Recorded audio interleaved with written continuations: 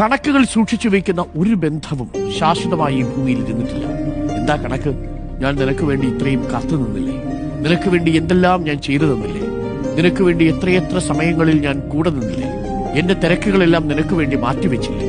അങ്ങനെ അങ്ങോട്ട് കണക്കെഴുതാൻ തുടങ്ങും.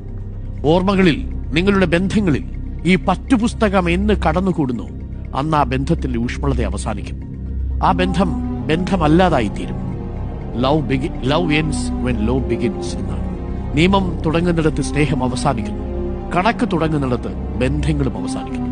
അതുകൊണ്ട് എല്ലാ ബന്ധങ്ങളിലും, അത് സൗഹൃദമാവട്ടെ, അത് പ്രണയമാവട്ടെ, അത് രക്ഷകർത്താവും കുട്ടിയും തമ്മിലുള്ള ബന്ധമാവട്ടെ, എല്ലാ ബന്ധങ്ങളും കണക്കുകൾക്ക് അതീതമാവണം.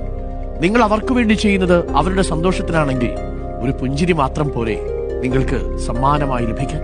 നിങ്ങൾ കണക്ക് പറഞ്ഞിട്ട് വേണോ നിങ്ങളുടെ സ്നേഹം അവർക്ക് അളന്നെടുക്കാൻ? അത് അവർക്ക് അനുഭവപ്പെടുകയാണ് വേണ്ടത്.